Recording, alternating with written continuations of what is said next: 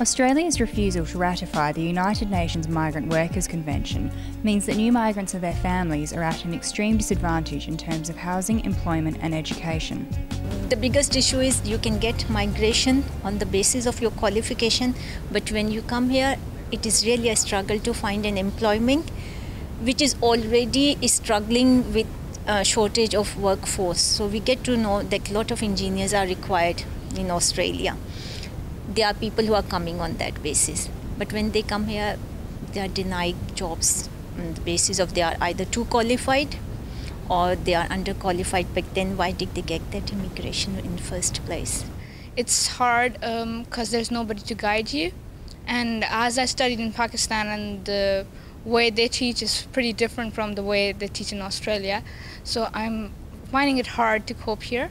And as there's nobody to guide me about like which subjects should I take, like what is waste, I don't even know. They should give some methods how we can adjust easily into our profession.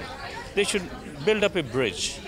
If we need some courses, they should guide us. I didn't know like how teachers here test, because I was used to their like perspective of teaching in Pakistan. They teach in a different manner. You have to learn everything page by page, but over here they're like you have to think, you have to read and then think and write your own way. From what I understand, there are 215 million postcards that are being printed, and what we want to do is to make sure that everyone in the community sends these postcards in to the Prime Minister, and what they're calling for is for the Prime Minister to think far more carefully about ratifying the International Convention for Migrant Workers. So we can't get a shelter because everywhere we go, our previous record is asked, and nobody has a previous record. No electrical bills, no telephone bills. So obviously you are not given a house on rent. They don't know people and they have no experience in Australia, which is a big barrier. Even when you go for finding a house, they ask you whether you've been in a house, and when you say you haven't, they say like, we can't give you the house.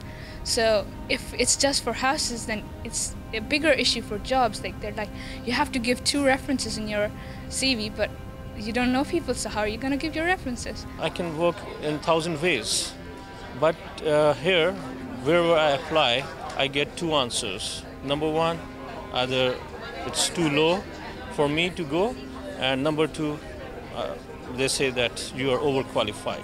Like other migrants who are not from, who are non-English, and they've never spoken English in their life, they find it harder as they can't speak the language.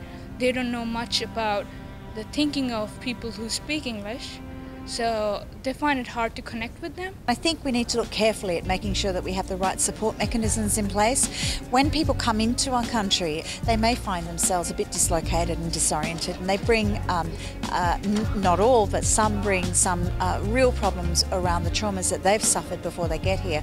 There's a need to support people so that they make a transition into this culture and this environment. Then they are bringing with themselves a lot of cultural diversity, and that is the most beautiful part of Australia. I'm Miles Riley reporting for Undercurrent.